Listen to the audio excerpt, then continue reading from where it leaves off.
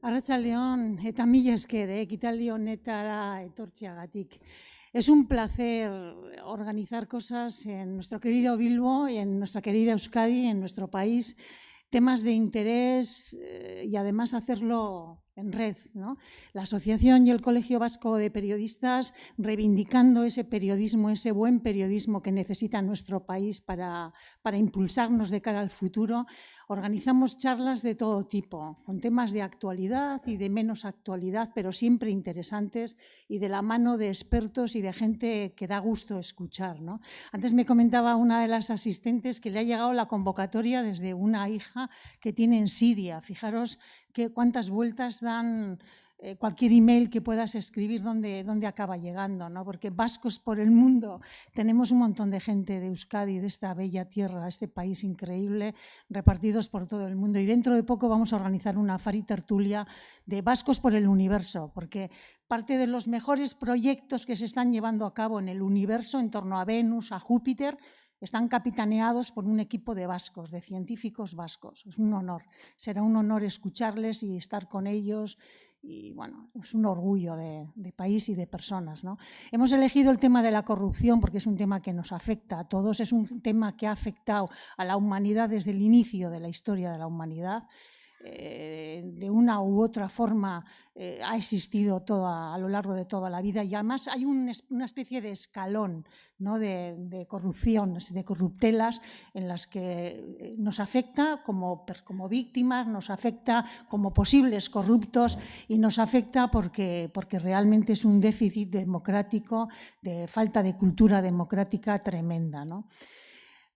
Va a conducir, bueno, en nombre, ya he dicho, del Ayuntamiento de Bilbao y de la Asociación y el Colegio Vasco de Periodistas, mila esker, hona etortzeagatik, y a partir de ahora Julio Flor, escritor, va a ser quien presente y modere el acto. Mila esker eta hurrengora arte.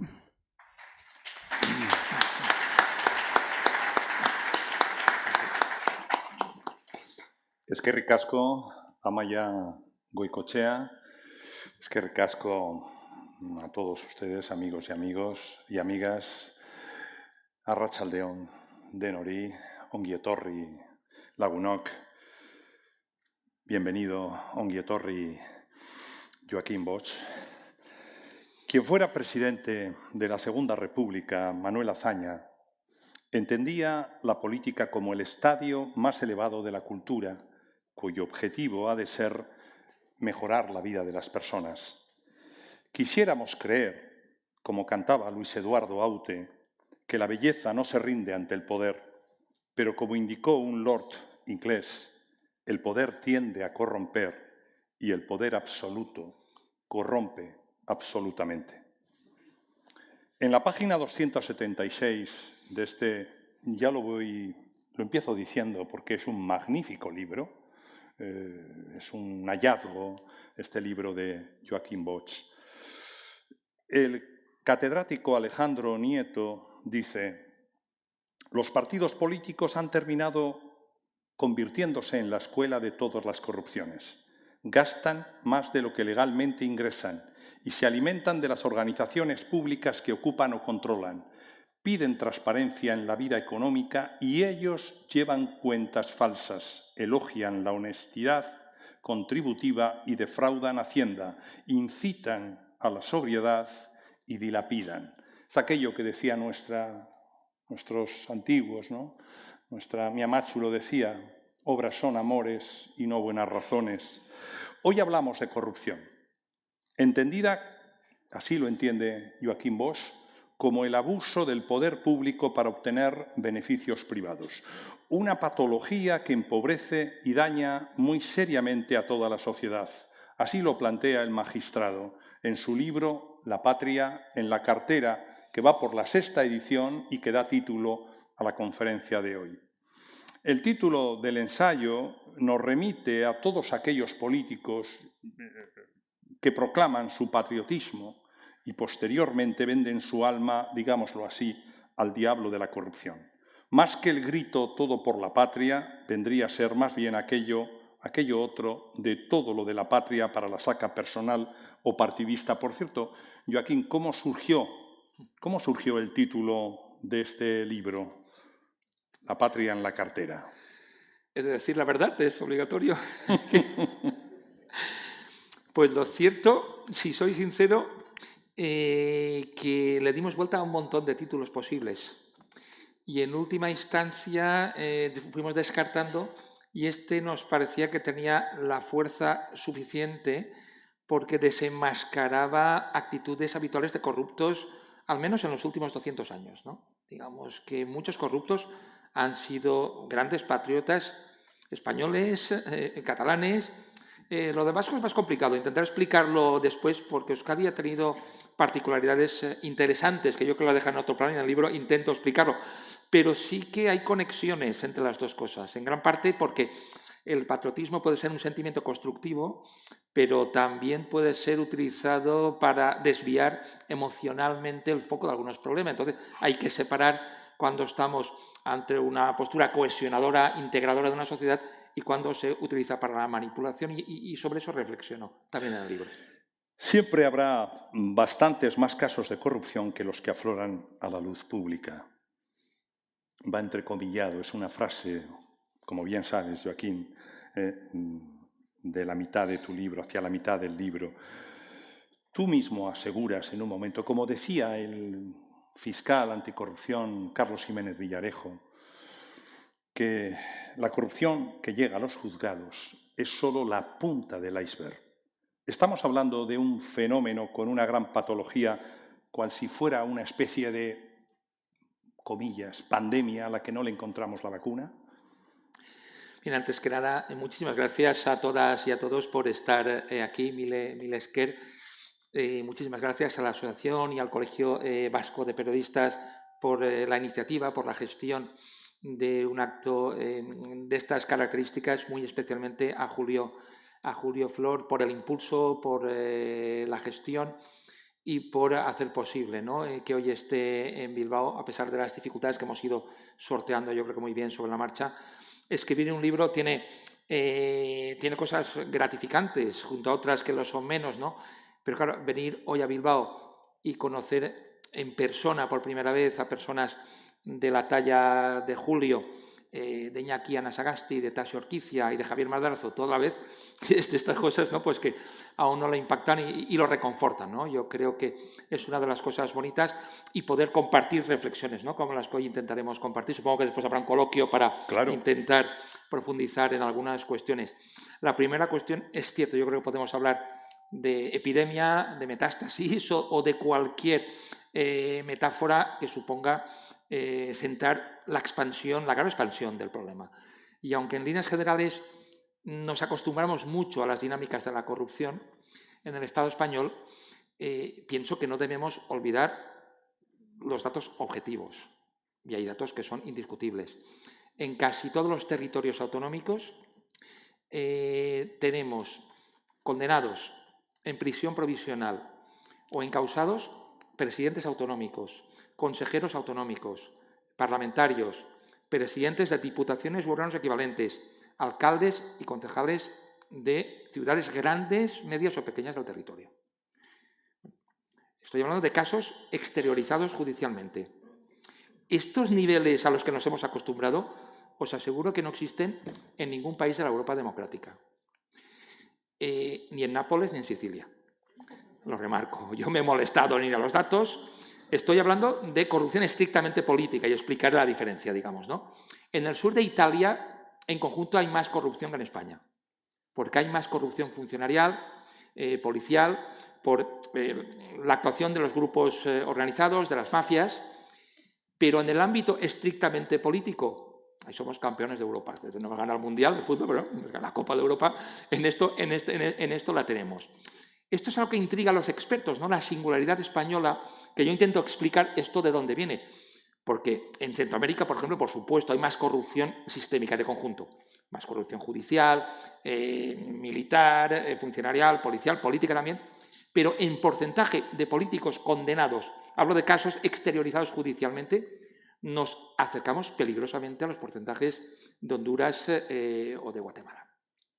Claro, y uno tiene que preguntarse necesariamente ¿esto de dónde viene? ¿No? El libro intentó aportar una explicación y creo que en la charla iremos viendo, yo creo que algunos problemas históricos o institucionales. Pero el problema no es solo de cantidad, sino también de calidad. Y podemos ver algunos casos que por mucho que nos acostumbremos a ellos, pues son lo que son. Pensemos en el caso Gürtel. Y atención, yo en el libro opino relativamente poco, como ha visto Julio. Los hechos probados de la sentencia son tan claros que no hace falta hacer hipótesis, ¿no? ni aventurar posibles ideas. Vemos lo que nos dicen los hechos probados de la sentencia. El caso Gürtel nos dice que se organizó, no un caso de 4 manzanas podridas, sino un eficaz sistema de corrupción institucional. Son palabras literales de la sentencia. Que coordinaba multitud de sobornos en tramas en bastantes instituciones del país, de diversos territorios autonómicos, con la cual se enriquecían no solo muchísimas personas, sino que se desviaron millones de euros en negro a la caja fuerte de uno de los principales partidos del país. Poca broma me parece esto, que la caja fuerte de la sede central del partido haya millones de euros de dinero negro de origen delictivo. Creo que eso es una patología institucional, me parece. No sé, si no lo es, ya no sé qué es una patología institucional. Veamos, por ejemplo, el caso de los ERE. Me parece también un caso muy interesante, ¿no? ¿Qué dicen los hechos probados de la sentencia? Lo que nos dicen es que se organizó una trama desde un gobierno autonómico para desviar dinero a determinados organismos con los informes en contra de todos los técnicos, y de esas partidas se derivaban también muchísimos millones de euros a redes clientelares afines para mantener el poder en la comunidad autónoma. Yo diría que eso también es una patología institucional muy seria. Estamos hablando de 4 descarriados que no se sabe muy bien lo que hace y que nadie los controla. Estamos hablando de actuaciones puramente institucionales consolidadas. Y por último, por no extenderme más, el caso, por ejemplo, en la financiación de Convergencia, ¿no? Me parece un caso muy interesante también. El caso Palau, que consistía en que se adjudicaban multitud de obras públicas de todo tipo a una gran empresa constructora a cambio de financiar al partido. Esta empresa hacía donativos multimillonarios a una entidad cultural privada pero semipública, y esta entidad desviaba el dinero directamente a la tesorería del partido. 6 millones de euros, que, como bien dice Julio, la corrupción siempre es la punta del iceberg, pero lo que tenemos probado es lo que está probado. ¿Sabéis cómo se llamaba la empresa? Se llamaba Ferrovial. Empresa, junto a otras grandes constructoras del país, que aparece en otros hechos probados de casos de corrupción, pero por lo que sea, a veces los medios no amplifican el foco ahí, lo amplifican en los políticos, lo cual no me parece mal, pero algunas dinámicas empresariales de este país deberíamos analizar a través de los datos objetivos, ¿no?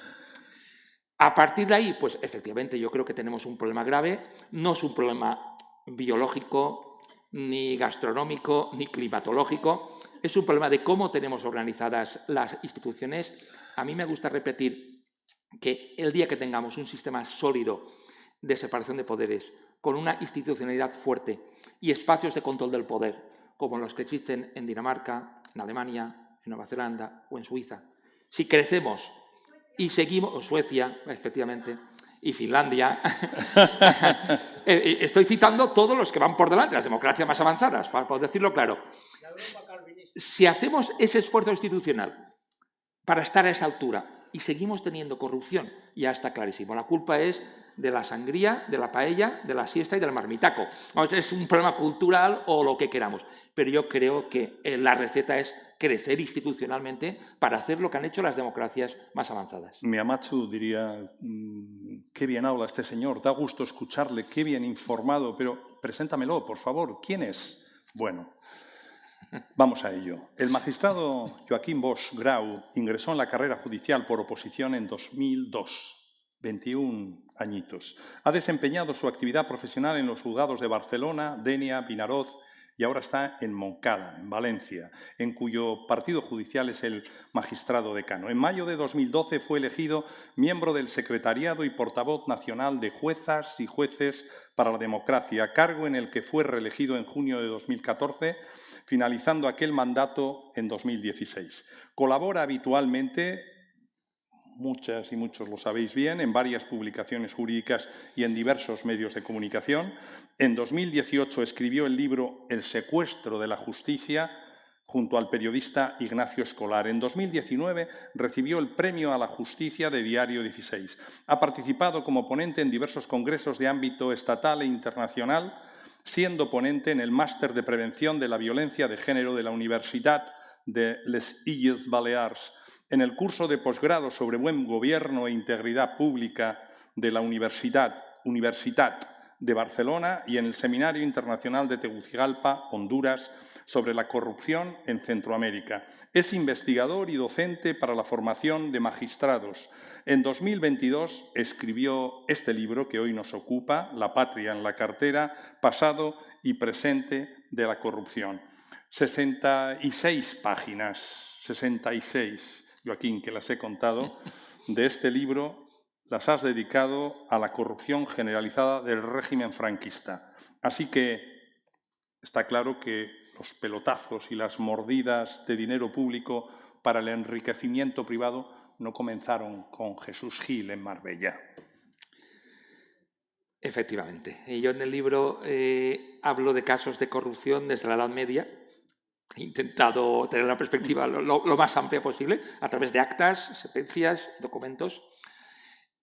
Pero creo que estaremos de acuerdo en que es más probable que haya influido en el sistema democrático la corrupción del franquismo que la de la Edad Media, sin desdeñar lo que pasaba en aquellos años tampoco, ¿no?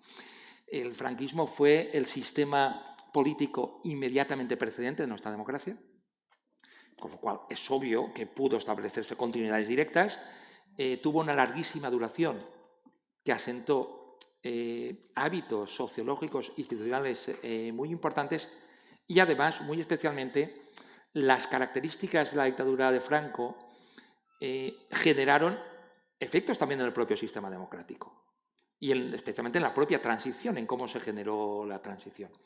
Bueno, no es ningún secreto que las dictaduras siempre son campo abonado para la corrupción, porque, como dicen los expertos, no hay pluralismo político, no hay una oposición que pueda vigilar los abusos de poder, no hay una prensa libre que pueda denunciarlos, no hay una judicatura independiente que pueda perseguirlos.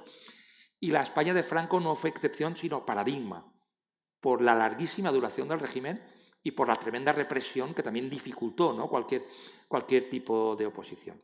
Como explico en el libro con multitud de datos, la corrupción enriqueció al caudillo, a muchos de sus familiares, de sus ministros, de sus generales, de sus gobernadores civiles, de sus alcaldes, de arriba abajo. Además, la corrupción no fue un elemento tampoco de tipo episódico, sino fue un elemento muy funcional al régimen. Formaba parte de algunos aspectos centrales del régimen. Franco repetía a menudo, y así lo han documentado, algunas de sus personas más cercanas, su secretario personal, algunos dirigentes de Falange, repetían a menudo una frase que decía: es normal que los vencedores de una guerra después se repartan los beneficios de la victoria. Mentalidad, obviamente, de general africanista, de la razzia y de repartirse, ¿no?, el botín, ¿no? Incluidas las mujeres. Bueno, en el libro no hablo de eso, pero es evidente que hubo casos de este tipo, efectivamente, en la posguerra, y alguna novela de Javier Marías, por ejemplo, habla de estas cuestiones. Y los niños robados. Por ejemplo, ¿no? Pero además, Franco era un personaje tremendamente pragmático y él entendió que si las familias políticas, económicas y militares del régimen estaban satisfechas económicamente, aquello iba a durar. Y vergonzosamente Franco acertaba, es así. Es decir, la represión por un lado y la unidad económica del régimen posibilitó que el régimen durara mucho, que Franco muriera en la cama y, sobre todo, como apuntaba, a que los dirigentes del posfranquismo tuvieran un protagonismo importantísimo a la hora de marcar la hoja de ruta de la transición, sobre todo en su primera fase. Por eso creo que es más importante lo que pasó en el franquismo que en la Edad Media, porque si queremos entender las dinámicas comisivas durante la democracia, veremos que casi todas arrancan durante la dictadura. Claro, Joaquín, la pregunta es obligada. ¿Se pudo cortar aquella corrupción política en aquellos primeros años de la transición 1977-1982? ¿Por qué no se cortó? Yo creo que era muy difícil por algunas circunstancias. Por un lado, habían arraigado algunas dinámicas importantes, como apuntabas, la corrupción en Marbella, en la Costa del Sol, no la inventó Jesús Gil, obviamente. Jesús Gil sería lo que queramos, pero no tenía capacidad de inventar cosas muy complejas. Está documentado que las dinámicas de la corrupción empiezan cuando las autoridades locales de Marbella y otras poblaciones turísticas regalan terrenos y propiedades a la hija de Franco y al marqués de Villaverde y a otros cargos del régimen. Se produce un efecto de réplica de otros cargos de la dictadura que también desembarcan en estos lugares, y esto provoca todo tipo de movimientos especulativos en el ámbito urbanístico, en el ámbito de la construcción turística, con multitud de empresas, tanto en el ámbito turístico como en el ámbito de la adjudicación de obra pública, en el que los historiadores han documentado que en sus accionariados había testaferros del propio Franco. Es decir, que ahí se generan unas dinámicas en el ámbito urbanístico, turístico, en la adjudicación de obra pública y en las redes clientelales de los altos cargos que continúan en democracia, y esta estructura, esta arquitectura institucional en democracia se reforma tarde y mal. Y podemos analizar por qué, ¿no? Por qué el sistema democrático no cortó de raíz con estas dinámicas. Pero una primera respuesta son las tremendas continuidades que hubo derivadas de que obviamente fueron dirigentes del posfranquismo quienes pilotaron principalmente la transición. De los 50 últimos ministros de Franco, la mitad continuaron en política en democracia.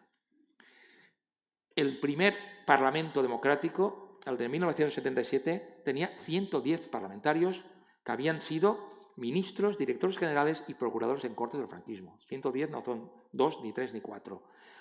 Podemos pensar que se recolocaban, pero en 1992, 17 años después de la muerte de Franco, se crea el IBEX. Entre las 22 principales empresas de España había 35 antiguos altos cargos del franquismo. Es decir, que hubo continuidades políticas, empresariales, por supuesto, funcionariales de la judicatura, que os voy a contar de la judicatura. Pues imaginaos lo que pasó con la judicatura. Y esto dificultó enormemente que pudiera haber una ruptura completa, y en última instancia, y acabo la reflexión con esto, digamos que el sistema democrático generó nuevas necesidades que en gran parte se cubrieron aprovechando las estructuras institucionales del franquismo que posibilitaban la corrupción. Digamos que el nuevo sistema democrático asumió la corrupción que venía de la dictadura como un mal aprovechable. Y el nuevo sistema democrático afrontó la corrupción que venía del franquismo ignorándola, porque cuestionar la corrupción del franquismo, como cuestionar las gravísimas violaciones de derechos humanos que se cometieron, en aquel contexto era prácticamente imposible, y de hecho no hubo responsabilidades. De hecho, se acordó una ley de amnistía y no hubo una ruptura en algunas prácticas institucionales. Y acabo con la reflexión de Javier Pradera. Muchos habréis leído cosas suyas. Javier Pradera estaba en la transición en un balcón privilegiado, jefe de opinión y editorialista del País, y él, en un libro subtitulado muy razonablemente Los costes de la democracia, lo explica. En aquel momento se sabía muy bien quién eran los corruptos que venían del franquismo. Pero si queríamos democracia, eso no se podía poner sobre la mesa, porque nos jugábamos la democracia. Entonces se miró hacia otro lado. Y en otra frase admirable, Javier Pradera dice: muchos gobernantes democráticos llegaron al poder en los años 80 igual que un niño cuando llega por primera vez a Disneylandia, ansioso por subirse en todos los carruseles y por jugar con todas las máquinas. Es decir, los aparatos del Estado deslumbraban, y más de la manera en que habían sido ejercidos por la dictadura. Y las nuevas necesidades, como la financiación de los partidos, como cómo se construye una nueva democracia, quedaron muy contaminadas por prácticas anteriores contra los que no se supo actuar, y yo creo que lamentablemente todavía quedan secuelas bastante importantes. Decía que este libro es magnífico porque hay un yacimiento de hechos para los periodistas, para la ciudadanía en general, pero para los periodistas muy importantes, y de ideas, porque has tocado la ética, la sociología, está en la literatura. Blasco Ibáñez, no podía faltar Blasco Ibáñez, por supuesto, y tampoco don Miguel de Unamuno, que lo tenemos ahí arriba, que te ha sorprendido antes. Sí. Bueno, pero además has analizado analizas cientos de sentencias de un amplio periodo de la historia. ¿En cuáles quieres poner el foco aquí y ahora? ¿Qué está pasando en nuestro país, Joaquín, en el alma negra que define a ciertos poderosos, sean cargos públicos o sean grandes empresas? ¿Qué está pasando? Mi impresión es que hay unas dinámicas que, como decía, no se cortaron en su momento. La corrupción generó nuevas necesidades que se tuvieron que cubrir. El nuevo sistema democrático funcionó a través de un organigrama de funcionamiento de los partidos muy jerarquizados, con cúpulas muy fuertes, con poco respeto a la disidencia interna. Me acabo de dar cuenta, creo que estaba don Elorza, con lo cual mi alegría aumenta y creo que sabe de lo que hablo cuando hablo de las discrepancias internas en las fuerzas políticas, el sistema de partidos que hemos tenido, que no ha respetado apenas la pluralidad. El propio Pradera lo explicaba muy bien. Decía, estamos construyendo un sistema democrático con partidos poco democráticos. Y claro, es una contradicción importante, porque mientras cuando vamos a votar podemos elegir entre fuerzas diferentes, se garantiza nuestro derecho interno, podemos opinar, en las dinámicas internas de los partidos, en líneas generales, eso no ha sido así. Se ha decidido casi siempre desde arriba, con mecanismos casi de tipo sucesorio o de cooptación de las bases, y esto es un problema para el sistema democrático. Por otro lado, y esto está muy vinculado con el funcionamiento de los partidos e indirectamente con sus propias tesorerías, que han sido espacios opacos porque las militancias de los partidos han tenido muchas dificultades para establecer mecanismos de control. Por otro lado, son muy importantes, por la pregunta concreta que me hacías, los mecanismos de prevención. La gente siempre piensa en el castigo, en la mano dura, pero la corrupción que llega a los juzgados siempre es la punta del iceberg. Es mucho más importante prevenir que tener después que castigar, cuando muchas veces el dinero se ha volatilizado a paraísos fiscales o a redes de empresas pantalla. Mirad, a principios de los 90, Josep Borrell, que hoy es famoso por otras cosas, era ministro de Obras Públicas de un gobierno de Felipe González. Reunió en su despacho como ministro a los representantes de las 7 principales empresas constructoras del país para pedirles que no siguieran pagando sobornos para llevarse las obras públicas. Bueno, es impresionante, es que ves cosas que, bueno, que pasan, pero parece como si no pasaran, ¿no? Al día siguiente le contestó el presidente de la COE, de la patronal, José María Cuevas, y le dijo que Borrell tenía razón y que incluso se quedaba corto. Porque eso además pasaba en obras públicas, pero también en suministros y en otras contrataciones. Pero Cuevas decía, solo puntualizaré que esto pasa porque muchos políticos, si no pagas la propina, no te adjudican la obra pública. ¿Quién de los dos tenía razón? Pues es lo que los jueces llamamos versiones complementarias. Los dos seguramente tenían razón, ¿no? Estoy seguro que esto no pasa en el 100% de los casos, ni en el 50% de los casos.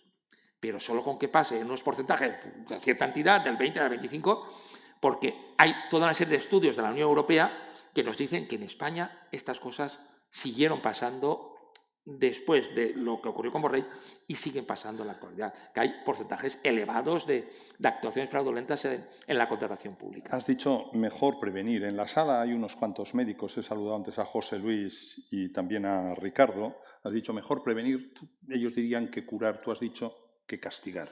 Pero fíjate, hay 2 temas que, siendo legales según el ordenamiento jurídico, según a quién, nos ponen los pelos de punta. Las llamadas puertas giratorias del poder institucional, 1, y 2, la inviolabilidad de la jefatura del Estado y lo que viene sucediendo con el rey emérito, Juan Carlos de Borbón. Digamos que esto va en la línea de, no sé, una reflexión que intento hacer para explicar, digamos, la magnitud de los casos de corrupción en nuestro país, que es que si nos fijamos, nuestro sistema institucional se ha configurado de la manera que más podía favorecer la corrupción. Y esto pues también es interesante, ¿no? De intentar detectar el tema de los aforamientos, o sea, lo que no tiene prácticamente equivalentes en ningún país democrático, al menos en la magnitud que tenemos en nuestro país, ¿no? El tema, efectivamente, de la inviolabilidad del jefe de Estado, el tema de los indultos. Yo siempre digo que la corrupción es muy difícil de detectar. Si se detecta, muy difícil de perseguir, por la falta de medios de los juzgados. Cuando se persigue, muy difícil de condenar. Y cuando se condena, es muy fácil de indultar. Los indultos en corrupción multiplican por 11 al del resto de los delitos. Si alguien pretende convencernos de que es una pura casualidad, me parece que no nos va a convencer, me parece.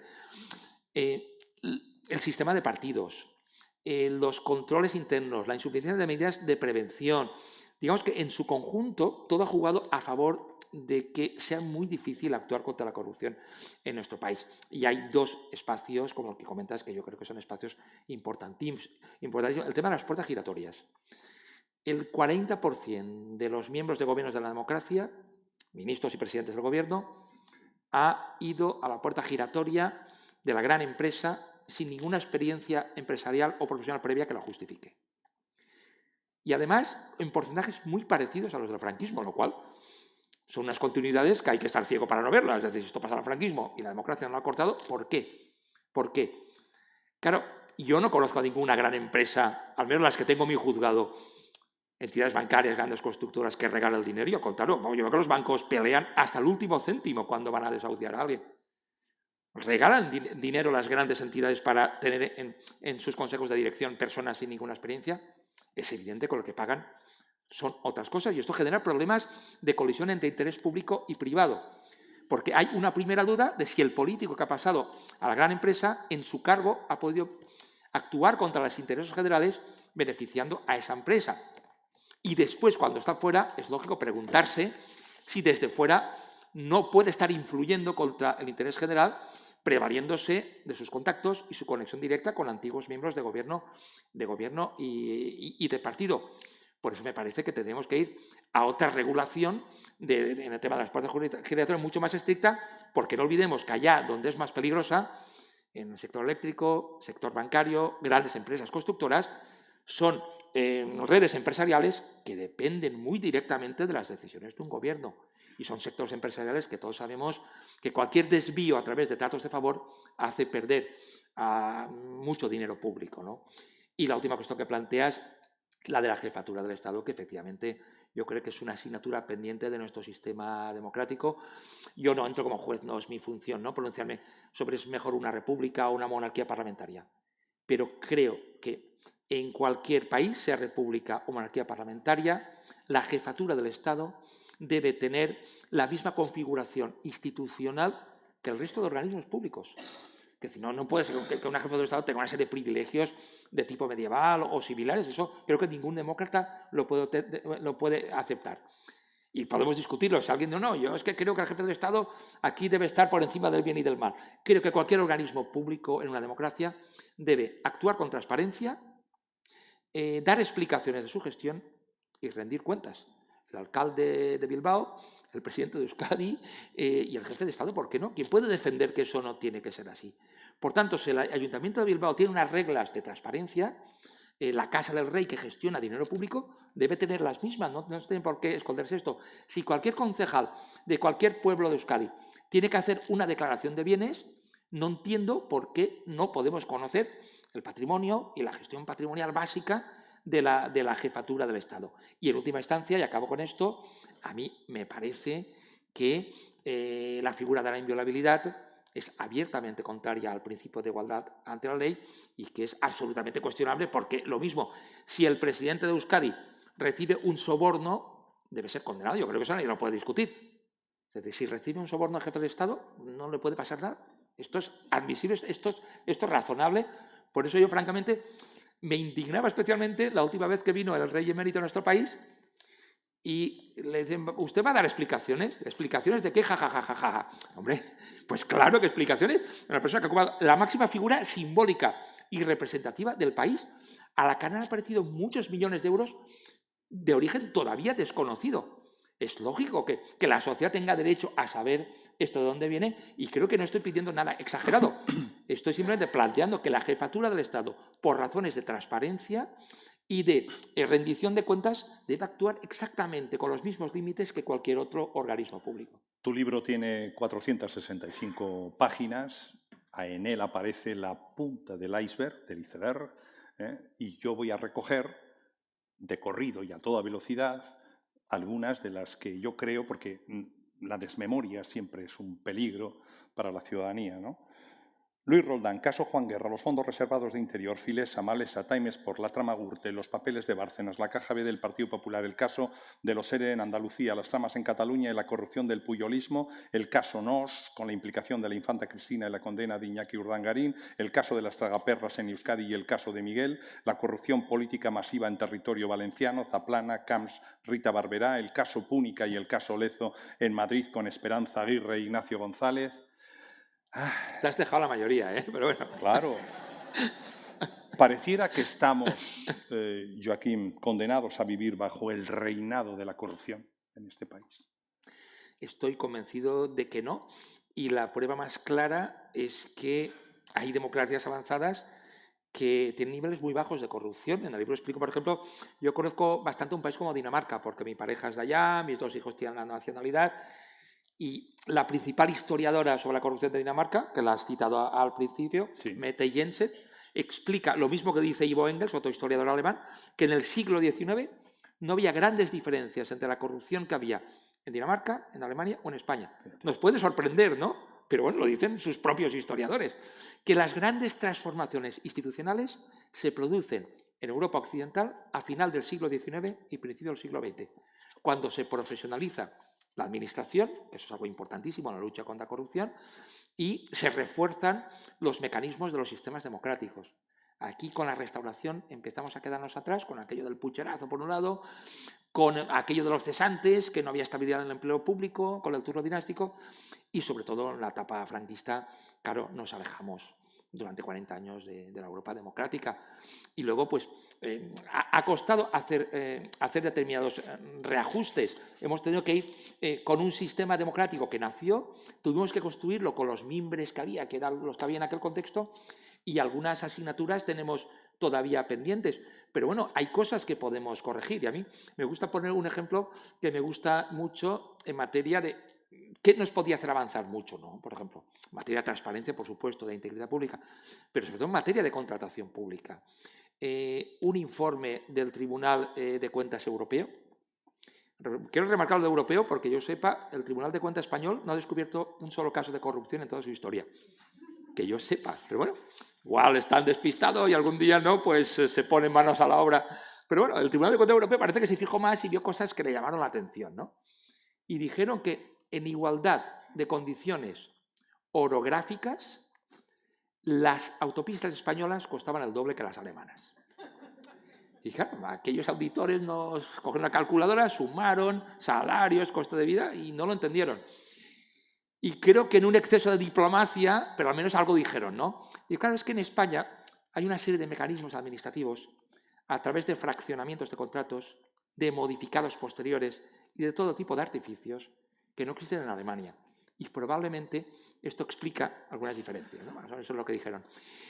Nos dan una de las reglas de oro sobre la corrupción, que es que a precio de mercado no puede haber corrupción en principio. No sé si se entiende la idea. Sí, sí. Tiene que haber un sobrecoste para que se pueda repartir la propina fraudulenta entre el político corrupto y el empresario corrupto. Esa es la cuestión. Por tanto, cada vez que veamos un auditorio, una piscina cubierta, un cargamento de mascarillas que cueste 3, 4, 5, 6 veces el precio de mercado, pues es evidente que hay que plantar las orejas, activar y ver qué pasa. Puede haber, por supuesto, razones sobrevenidas, causas justificadas, pero lo que nos dicen los hechos probados de las sentencias es que esto pasa en la gran mayoría de los casos de corrupción. Por tanto, en la medida en que trabajemos mejor en materia de contratación pública, no tenemos que esperar a intentar castigar, sino que dificultaremos los amaños y los tratos de favor a través de tramas empresariales corruptas. Eres magistrado, pero en ese prólogo que tiene un título precioso, que es Cuando el pasado se resiste a pasar, en ese prólogo haces de abogado defensor de los que otros han situado como, digamos, el origen genético de la corrupción en nuestro país. Dices, los protagonistas de los relatos picarescos no son individuos con poder que abusan de sus cargos. Son personajes marginales que intentan sobrevivir a base de astucias, trampas y engaños. El Lazarillo, el Buscón, Guzmán de Alfarache o Rinconete y Cortadillo intentan salir adelante en una ardua lucha por la vida. Hay una gran disparidad entre la vida de Lázaro de Tormes y las trayectorias de Roldán, Bárcenas o Urdangarín. Es que la cosa va por ahí. Yo intento romper algunos tópicos fatalistas, ¿no? Claro, es que esto, la picaresca, es el gen español o vasco o catalán o lo que quiera, valenciano, ¿no? Está demostrado más bien todo lo contrario. La corrupción, por definición, es un abuso del poder público para la obtención de beneficios privados. Y, por tanto, esto no tiene nada que ver con la picaresca. La picaresca son excluidos sociales, son personas en la periferia del sistema que intentan sobrevivir. La palabra hambre es la más repetida en el Lázaro de Tormes, ¿no? La corrupción siempre la perpetran privilegiados. Gente que vive mejor que la media, pero pretende todavía vivir mejor y enriquecerse todavía más. Por tanto, yo creo que es importante ver los huecos del sistema para que estos personajes puedan aprovecharlos y puedan enriquecerse. Creo que hay que huir de esas visiones fatalistas, porque son muy peligrosas. Incluso algunos corruptos han jugueteado con esto. No, es que somos así, los españoles, no podemos evitarlo. Si fuera así, la noticia sería pésima. Estaríamos condenados a perpetuidad a sufrir a los corruptos, porque claro, lo biológico, el ADN, es prácticamente imposible de cambiar. Lo cierto es que esto no es así, ya son unos estudios brillantísimos, admirables, que recomiendo. Yo recomiendo especialmente Por qué fracasan los países, de Acemoglu y Robinson, que analizan estos problemas en todo el planeta y nos demuestran, pues hablan de Corea, que hace unas décadas era un país unido, se parte en dos, cambian los sistemas institucionales y no tienen nada que ver los problemas de corrupción en una Corea o en otra. En los dos Coreas comen con palillos, de verdad, para hablar el mismo idioma, la misma cultura, pero no. Hablan de Botsuana, me parece un caso interesantísimo también, que tenía los mismos problemas de subdesarrollo institucional que otros países de la región, de su región. Sus dirigentes se habían formado en universidades europeas, por razones que no puedo resumir, renunciaron a ser dictadores adorados como otros, impulsaron reformas democráticas e institucionales, y hoy Botsuana, en los índices del Banco Mundial y de Transparencia Internacional, ha llegado a estar por delante de España y otros países europeos en percepción de la corrupción. Y yo no haría como alguna gente que se burla, ¿no? Y lo minimiza. Hay más corrupción aquí que en Botsuana. Hay países como Botsuana, como Cabo Verde, como Costa Rica, como Taiwán, que han hecho un gran esfuerzo institucional, mientras que aquí nos hemos quedado estancados. Pero os aseguro que en Botsuana tiene un clima parecido al del entorno, una cultura similar, pero bueno, han cambiado sus instituciones. Hablando de clima, cuando nos hemos saludado, cuando tú has llegado del aeropuerto a Bilbao, nos hemos reído porque tú dejabas a Valencia con 30 grados, casi venías sudando. Te ha llevado tu esposa al aeropuerto y de repente has llegado a Euskadi con aquello de los 8 apellidos vascos. Llovía, caía este xirimiri maravilloso. Nos hemos pasado el poema de Blas de Otero, llueve, llueve, llueve, y te he dicho, de todas maneras has llegado al oasis vasco. Y tú y yo nos hemos reído. Antes has hecho una alusión a que, y hace un instante has hablado del gen vasco, pero aquí se pensaba que había un oasis de que aquí no había corrupción. A verla también la había, pero, puntos suspensivos, Joaquín. A mí el caso de Euskadi me parece muy interesante y por eso me alegro especialmente de estar aquí hablando de estas cuestiones. Claro, es evidente que a mí me faltan datos, información, que quienes estáis en esta sala tenéis mucha más que yo, ¿no? Incluso a veces con algunos amigos vascos hablando de estas cosas me aportaban matices, pero es evidente que aquí no hay ningún oasis, no hay que lanzar campanas al vuelo. Aquí se repiten dinámicas muy similares de corrupción a las de otras partes del Estado español. Hay redes clientelares, especialmente vinculadas a gente del PNV, porque es el partido, no nos engañemos, que ha ocupado más instituciones, pero lo cierto es que el partido se ha mantenido bastante al margen, lo cual es algo interesante si lo comparamos con lo que ha pasado con Convergencia o con los socialistas populares en otros ámbitos. Yo creo que eso es un dato interesante, pero digo, el caso de Miguel es un caso claro de redes clientelares de miembros del PNV, por ejemplo, aunque el partido no estuviera implicado. Algunos casos, como el caso Margüello, nos demuestran hábitos de dinámicas de clientelismo empresarial. Ha habido ayuntamientos con alcaldes principalmente del PNV que han tenido problemas. Por tanto, oasis en absoluto. De hecho, incluso ha habido alguna ramificación del caso Gürtel en Euskadi, lo cual también es interesante, ¿no? Pero yo creo que siendo ecuánime, y creo que un juez debe intentar ser ecuánime, ¿no? Al menos, es cierto que la entidad de las prácticas corruptas aquí ha sido inferior. Es cierto, el PNV, excepto en el caso de las tragaperras de los años 90, había sospechos razonables de financiación ilegal, no llegó a haber ninguna condena, y en otros casos los principales partidos no han tenido los mismos problemas. Y yo en el libro reflexiono sobre 3 datos que pueden explicarnos esa diferencia, ¿no?, de Euskadi con otros territorios autonómicos. Porque son diferencias que encajan en lo que dicen los expertos en materia de calidad institucional. La primera, Euskadi no ha tenido grandes mayorías absolutas durante mucho tiempo. Cuando hablamos de equilibrios, de controles, de evitar grandes acumulaciones de poder. Aquí siempre se ha votado de manera muy plural y esto ha evitado monopolios extensos de mucho poder, ¿no? Eso ha permitido más controles. En segundo lugar, el partido mayoritario en Euskadi, que es el PNV, sigue una regla que es la que aconsejan los expertos en materia de equilibrios, que no haya coincidencia de cargos en las instituciones con cargos de partido. Esto es positivo porque efectivamente dificulta que haya acumulaciones de poder excesivas, ¿no? Y hay como una vigilancia, ¿no? Hay una vigilancia que siempre es positiva. Y en tercer lugar, es cierto también que Euskadi ha sido pionera en el Estado español en políticas de transparencia y políticas de integridad pública, lo cual es un rasgo que tienen las democracias más avanzadas. Cuanto más transparente es un país, hay niveles más bajos de corrupción. Y vamos, lo que digo no es una opinión personal. El instituto más avanzado de calidad de buen gobierno del mundo probablemente es el de la Universidad de Göteborg, que hace un informe anual sobre calidad democrática en las regiones europeas, y en el Estado español, Euskadi siempre es el que sale mejor. Y creo que algunos de los datos que os he comentado pueden explicar esta diferencia. Pero cuidado, ni oasis ni campanas al vuelo.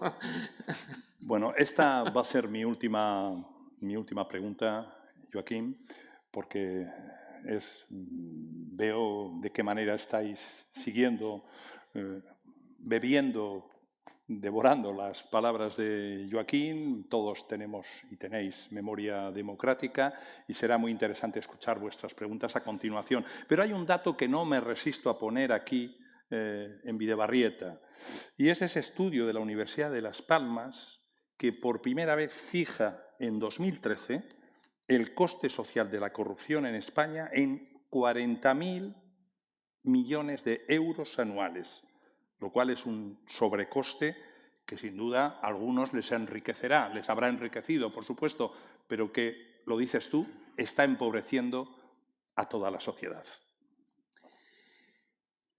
Después de ese estudio de Las Palmas se ha hecho otro estudio muy bonito también de un sociólogo, un catedrático de sociología, Fernández Steinko, en líneas similares, habla entre 40 y 50.000 millones de euros. La Comisión Nacional de los Mercados y la Competencia nos dice que el desajuste que hay por las vulneraciones, ¿no? De acuerdo con la Big Data y sus datos estructurales, de 50.000 millones de euros. Estamos hablando siempre de cifras, es evidente que es imposible acertar por completo, siempre estamos hablando de cálculos de grandes números, pero que todos los estudios de organismos oficiales y de investigadores rigurosos vayan en esa dirección, yo creo que nos debería preocupar, porque es muy probable que sean correctas esas mediciones. Una cosa buena es que en los últimos años hay economistas que han empezado a medir en nuestro país. En otros países ya llevaban tiempo, pero aquí se ha empezado a medir el impacto económico de la corrupción. Claro que no es ningún secreto que la corrupción atasca y anquilosa la economía de cualquier país. De hecho, yo conozco efectivamente bastante los países de Centroamérica, he trabajado con juezas y juezas de estos países, problemas de corrupción en diversos grupos de trabajo y congresos, y claro, son países donde la corrupción lo atrapa todo. Un país no se puede desarrollar con esos tentáculos de corrupción en sus instituciones. Aquí, por suerte, no tenemos esos niveles, pero los niveles que tenemos dificultan que podamos crecer más económicamente.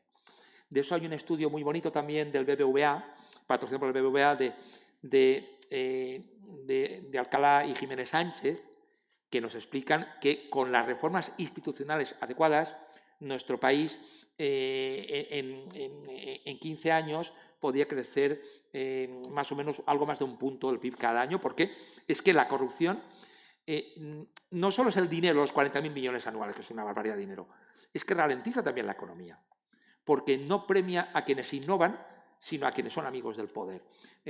Rompe la libre competencia, dificulta el desarrollo económico de cualquier sociedad.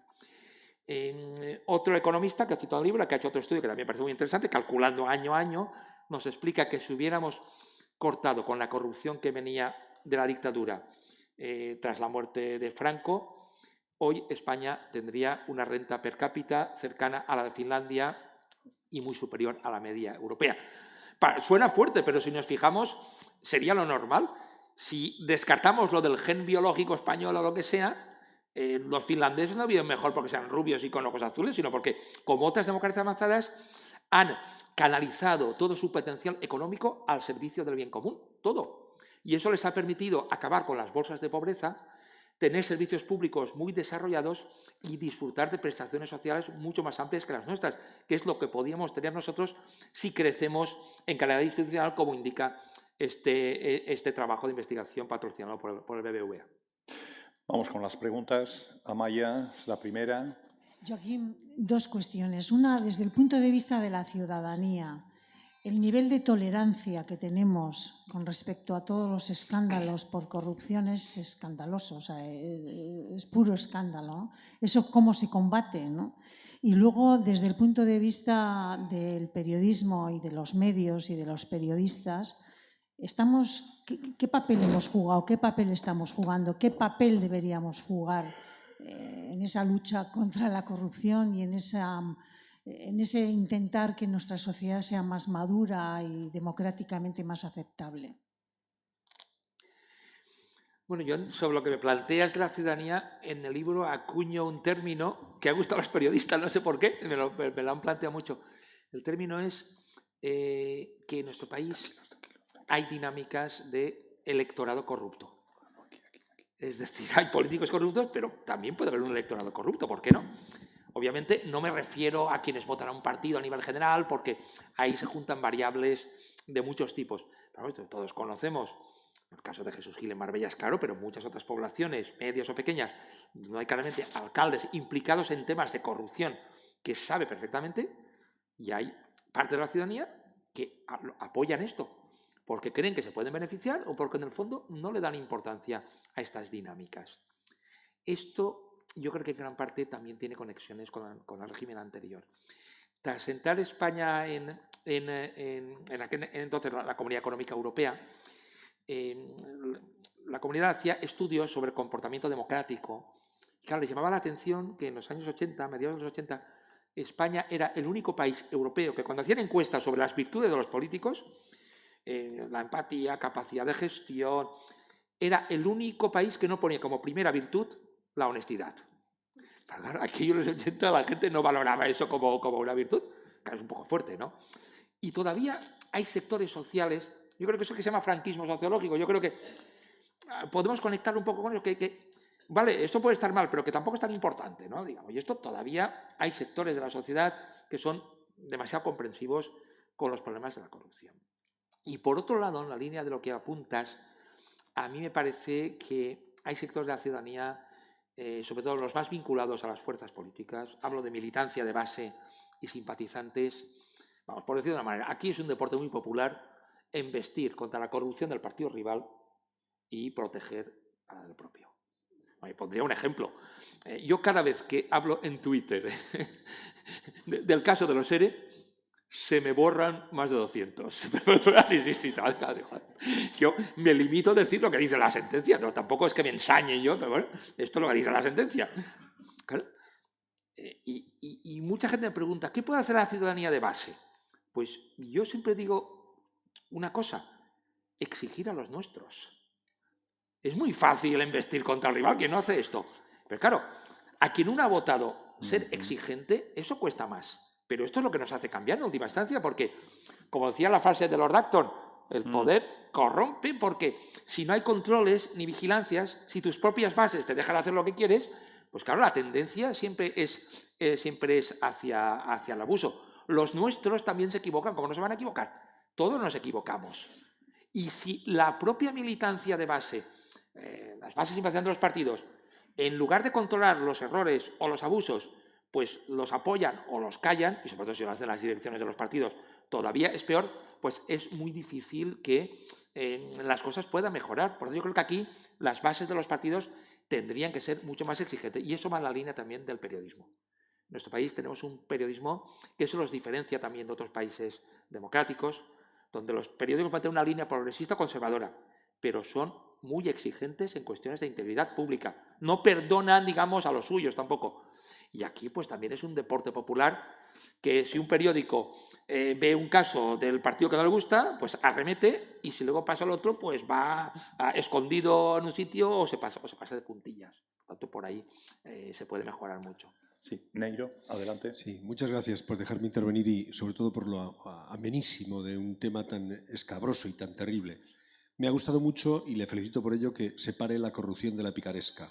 Me parece que tienen orígenes completamente diferentes y me gusta mucho que lo señale.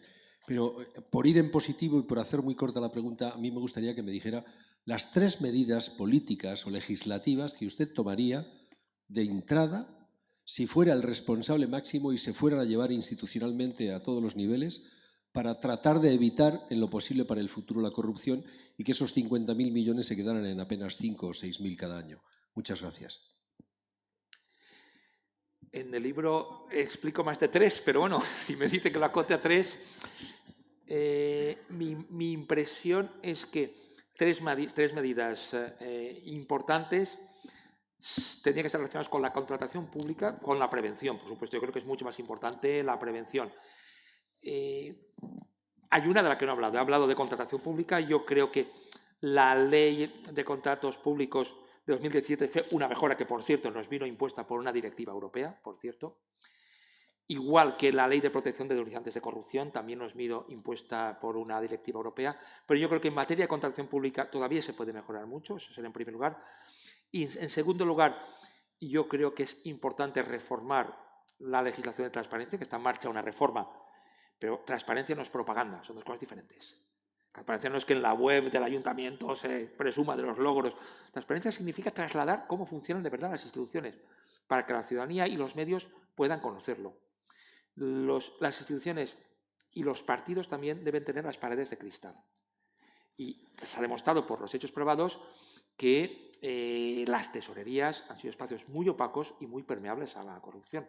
Y por eso hay que conocer mejor cómo ingresan y cómo gastan los partidos. Entonces digo, en primer lugar, contratación pública, en segundo lugar, más transparencia y en tercer lugar, una cuestión de la que no ha salido en la conversación, pero es evidente que hay que tocar, que es el tema de la separación de poderes. El tema de las fuertes injerencias partidistas en la justicia y no por casualidad en el Consejo de Europa hay un grupo muy importante que es el Grupo Greco, el Grupo Anticorrupción, que nos reprocha continuamente las tremendas injerencias partidistas en la justicia y en otros organismos públicos.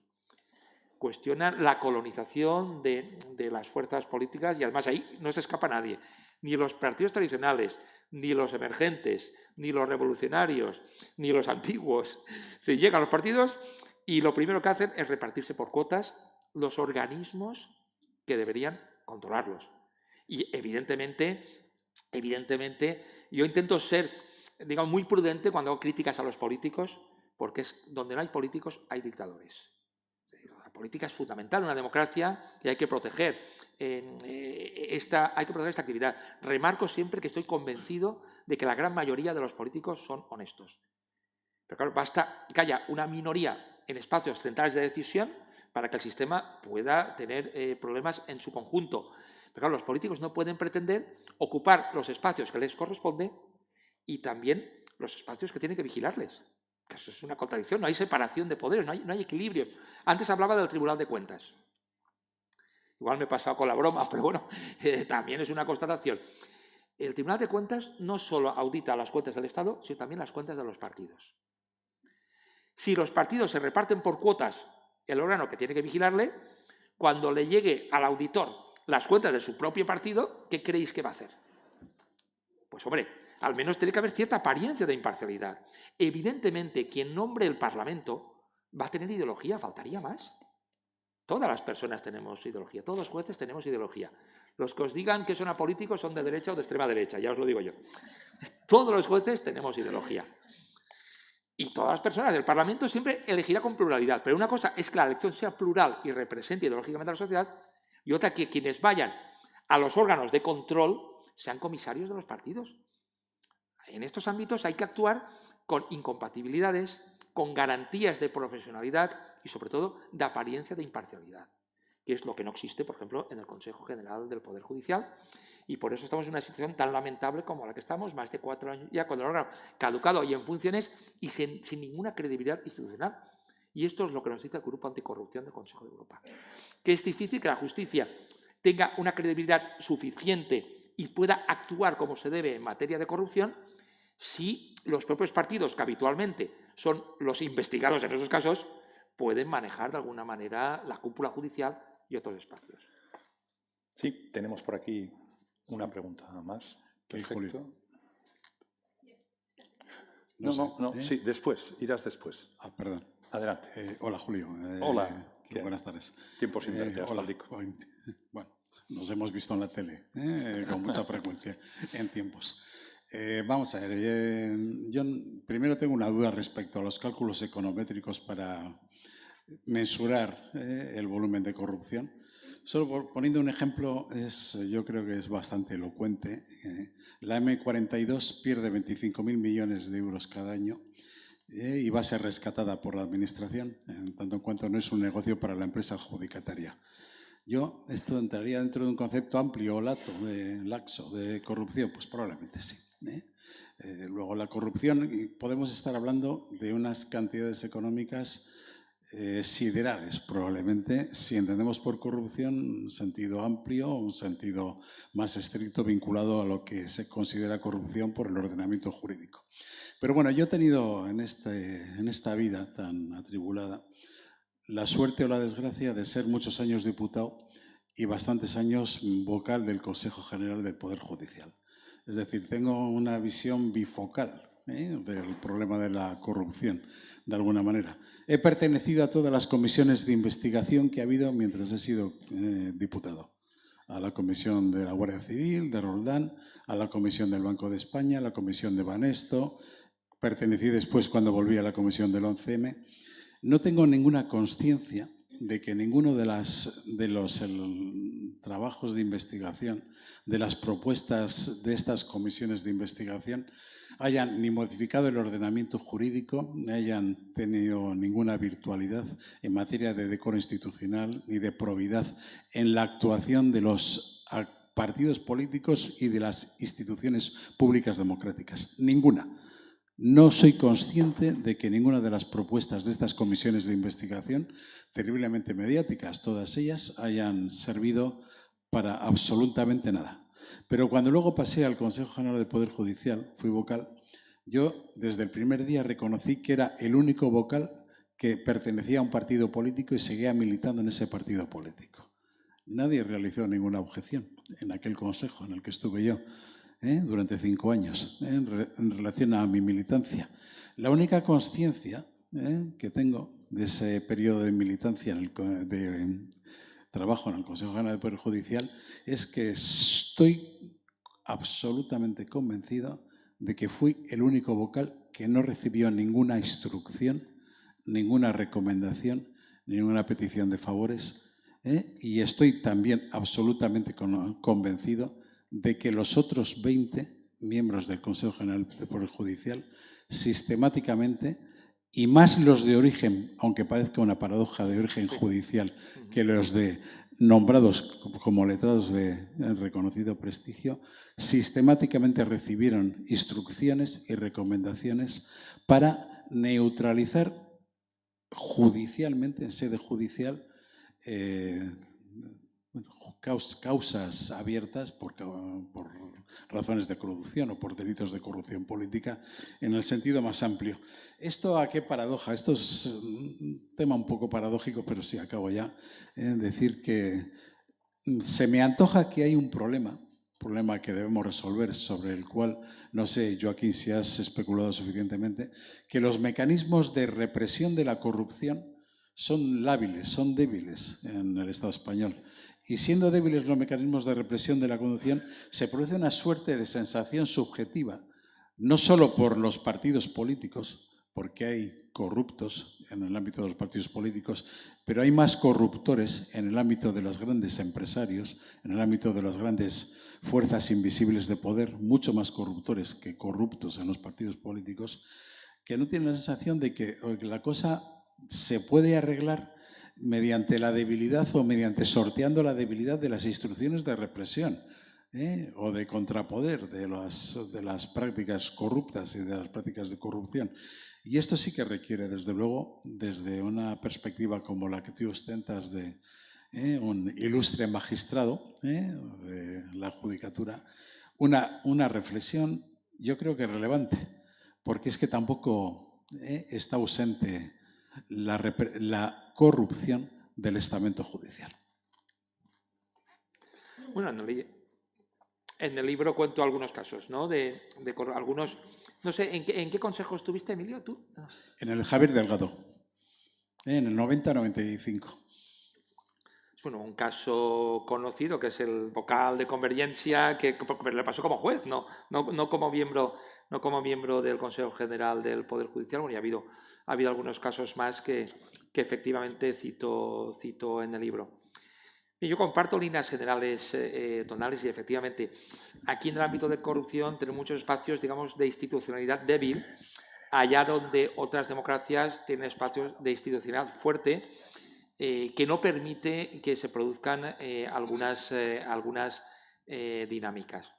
Y en nuestro país, en ese sentido, pues esto está aceptado. Y francamente, a mí cuando me dicen, la configuración del Consejo que tú planteas, ¿cuál sería? Bueno, hay varias posibles, en la línea de lo que nos dice el Consejo de Europa, la Comisión Europea, etc. Pero tengo tan claro que las fuerzas políticas no lo van a aceptar, que ya me conformaría con que se mejorara lo que hay, ¿no? Digamos, que hubiera un sistema como el actual, si se quiere, de elección parlamentaria, pero que no fuera como el actual.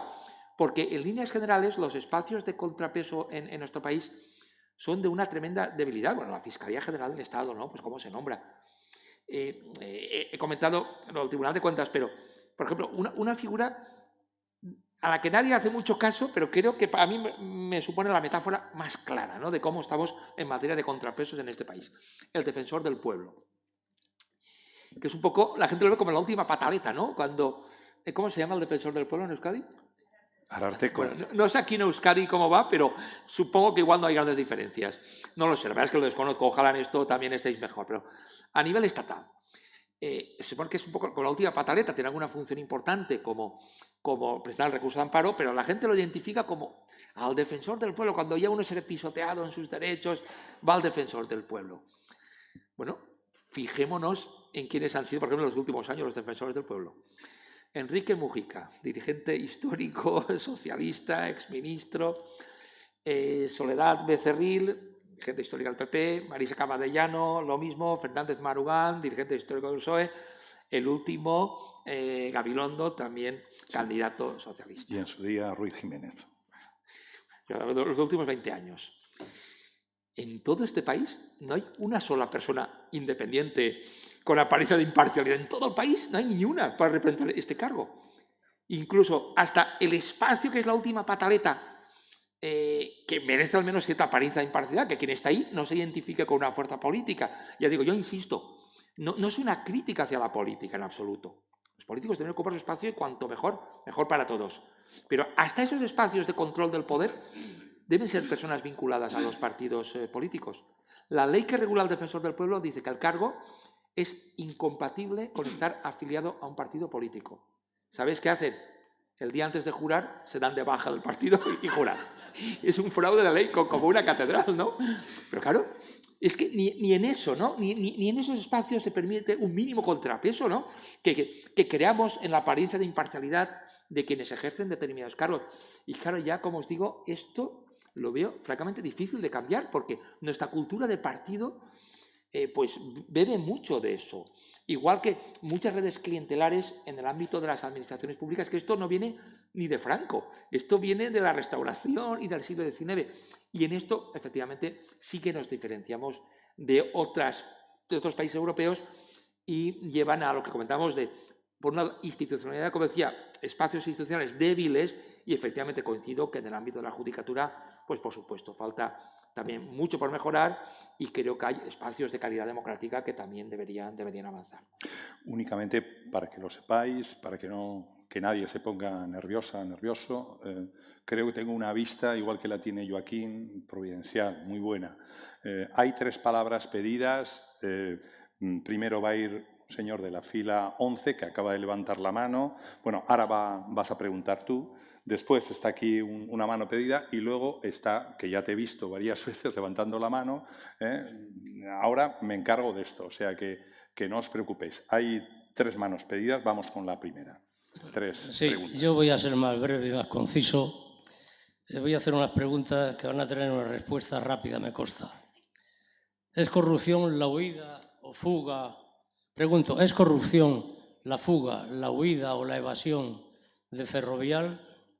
Segundo, Feijóo y su partido consideran que personas como el presidente de Ferrovial son lo que ellos consideran gente de bien. Por lo tanto, los que el PP y Feijóo consideran que no son gente de bien, los debemos de considerar como mala gente. Y tercera y última, jurídicamente las inmatriculaciones de la Iglesia Católica ¿son corrupción o son delito? Gracias.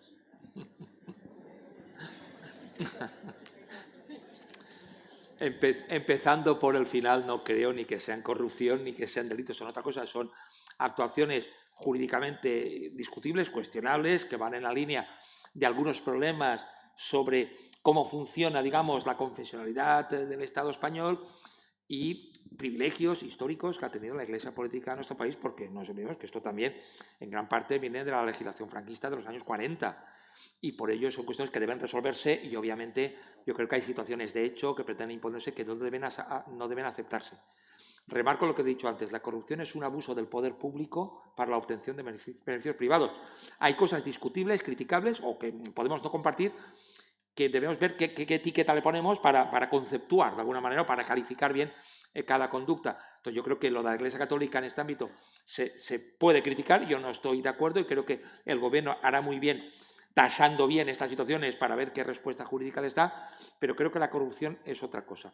Y lo mismo diría del tema de que Ferrovial se vaya o traslade su sede a otra parte. La corrupción, decía eso, que es un abuso del poder público. Lo de Ferrovial yo creo que tiene otro contexto, que es el que he intentado apuntar en mi intervención inicial, de cómo durante el franquismo hubo determinadas dinámicas empresariales que beneficiaron a sectores fieles al régimen. Por ejemplo, en el libro pues explico cómo se organizaron algunos de los grandes imperios eléctricos de este país. Bueno, hay casos que a mí me parecen espantosos, ¿no? Por ejemplo, una de las grandes fortunas eléctricas de este país comenzó en Galicia con el fusilamiento de un empresario diputado de Izquierda Republicana, además, que llevaba gran parte de la red eléctrica de Galicia, sobre todo de La Coruña. Como a tantos vencidos en la guerra fueron expoliados y este patrimonio se adjudicó en ocasiones a adictos al régimen. Y esto hoy acaba, ves cómo continúa la película, y acaba en una de las grandes eléctricas de nuestro país. Claro, esto tiene un origen, pues bueno, inquietante por lo menos, ¿no? Un origen que, bueno, aquí nadie se ha atrevido a abrir el melón de qué pasa con todas las incautaciones, con todas las expropiaciones y cómo crecieron muchas empresas de este país al calor de la dictadura. En eso nadie se ha atrevido a entrar en esto, efectivamente, podría ser muy complicado. Claro, una cosa es no entrar jurídicamente y otra ignorarlo, ¿no? Entonces, claro, hubo empresas durante la dictadura que, como sabemos, se beneficiaron, entre otras cosas, de la mano de obra esclava de prisioneros republicanos. Algunas de esas empresas que construyeron el Valle de los Caídos, esos pantanos de los que tanto se habla, carreteras, crecieron ahí y luego fueron a plantar sus grúas en la etapa desarrollista con todo tipo de tratos de favor del régimen al litoral mediterráneo, andaluz, etc. Que hay dinámicas empresariales de contacto con el poder, de una forma de relacionarse el mundo de la economía y la política, que son una seña de identidad del franquismo. Y eso me parece que en ese contexto hay que situar empresas pues, como Ferrovial, que tuvieron un trato bastante favorable por parte de la dictadura y que luego en democracia lo han seguido teniendo, es evidente.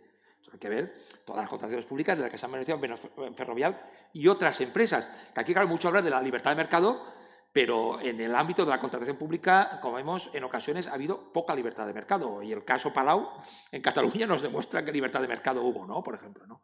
Yo creo que hay que situar más que en el ámbito de la corrupción, que una empresa se vaya a otro país, también en el ámbito de cómo han crecido determinados ámbitos empresariales que vienen de la dictadura y que luego, pues, efectivamente, buscan lo que creen que económicamente es mejor para esto, pero cuando se nos habla de libre mercado hay que ver de qué libre mercado estamos hablando, ¿no? Sí, por favor. Es que ricasco, Joaquín, por estar aquí en Bilbao con nosotros. No he leído tu libro, entonces no sé si lo que te voy a preguntar ya lo has tratado. Nos hablas de la corrupción política, pero no sé si has abordado también la cooperación necesaria del funcionariado. Nos has hablado de la herencia del franquismo, en que la mitad de los políticos del franquismo pues, tuvieron su migración a la democracia, pero es que en el funcionariado el 100% de los funcionarios corruptos siguieron en sus puestos, con sus prácticas corruptas. El que elabora un pliego de condiciones es un funcionario. El que firma la adjudicación es un funcionario. El que firma la recepción de los bienes o de la obra o de los materiales es un funcionario. ¿No sería posible la corrupción política sin una gran complicidad del funcionariado? No sé si esto lo tratas. Gracias. Sí, efectivamente, dedico casi un capítulo del libro, ¿no?, a reflexionar sobre cuestiones que apuntas acertadamente. Claro, en esta charla hemos ido sintetizando, hemos tratado unas cuestiones, pero sí que hablo en el ámbito de la prevención, ¿no? ¿Qué ha pasado ahí? Es decir, es creíble pensar que en este país se han movido millones de euros sin que prácticamente nadie se haya enterado desde dentro. Eso es creíble, pues francamente a mí no me parece que no es evidente que mucha gente ha sabido dentro de las instituciones que están pasando estas cosas y no se han levantado alarmas. Y coincido contigo en el tránsito. Bueno, en el libro, por ejemplo, explico cosas de ese tipo. En el franquismo, como sabemos, había un partido único, que era el Movimiento Nacional, ¿no?, y unos sindicatos verticales, ¿no?, que unían todos juntos a empresarios y a trabajadores por la unidad política, nacional y espiritual de España. Eso es lo que ponían en sus bases fundacionales, ¿no? Tenían movimientos nacionales, sindicatos verticales, decenas de miles de empleados. ¿Sabéis qué se hizo con ellos? Se les convirtió a todos en funcionarios públicos sin oposición cuando llegó, tal cual. Claro, hubo continuidades importantísimas, por supuesto, también en la judicatura, como decía. Pero mi impresión es que la responsabilidad que podamos atribuir a los funcionarios es más de omisión y de no afrontar determinados riesgos que de dolo directo, por decirlo de alguna manera, con todas las excepciones que queramos. Al menos en cuanto a la exteriorización judicial, en nuestro país no se detecta que haya grandes implicaciones funcionariales directas, pero sí de aquello que podemos decir de mirar para otro lado, de saber lo que está pasando, pero de no asumir el riesgo, porque hay que decirlo también, que en este país los funcionarios que se han atrevido a denunciar y a dar la cara han sido represaliados y han sufrido situaciones realmente durísimas. De hecho, no sé, yo vengo de Valencia, ahí hay una agencia anticorrupción y ahora mismo tiene 30 funcionarios protegidos, ¿no?, y son los que se han atrevido, ¿no? Porque en Valencia sí que hay una legislación específica de protección de denunciantes de corrupción. Y mi impresión es que esto pasa, lo explico en el libro, por dos razones principalmente, y es que, por un lado, se ha producido progresivamente un mayor, dentro de esos espacios de colonización, ¿no?, de las fuerzas políticas, son dinámicas internas que, como digo, están muy repartidas entre todas las fuerzas políticas, cada vez una disminución de las facultades de los técnicos independientes, hablo de interventores, tesoreros, secretarios, etcétera, progresiva en las últimas décadas, ¿no?, a favor de cargos de partido, técnicos de partido. Es decir, si el técnico, que es independiente e imparcial, no informa como debe, pues siempre habrá un asesor, un cargo discrecional, a través de todo tipo de figuras administrativas que se han ido implantando. Porque ha habido como un arrinconamiento progresivo, cuando en el ámbito de la integridad es fundamental que haya técnicos independientes, imparciales, digamos, muy fuertes en sus funciones, que puedan controlar y que no tengan miedo a ser castigados, ¿no? Entonces, ha habido como un progresivo desplazamiento hacia figuras de partido, sea como asesores directamente, cargos de confianza, o como funcionarios, cargos discrecionales de la administración. Y en segundo lugar, porque en muchas instituciones la carrera profesional y el salario de los funcionarios depende de los propios políticos que pueden ser corruptos. Claro, y esto es complicado. Pero claro, si tú te atreves a plantarle cara a quien decide tu sueldo y tu promoción profesional, pues claro, sabes que puedes tener muchos problemas y no es una mera hipótesis, es que esos problemas sabemos en muchos casos que se han producido. Y por tanto, yo en el libro apuesto por revertir estas situaciones a través de un reforzamiento de los cargos técnicos más independientes e imparciales y de una carrera profesional y retributiva que no esté tan vinculado a los propios cargos políticos que están en la misma institución. Pero bueno, las reflexiones son muy amplias, pero esta sería la síntesis. Sí, tenemos por aquí una nueva pregunta. Hola, Joaquín. Me alegro de haber venido. Te tenía visto y escuchado de la radio, pero ganas al natural.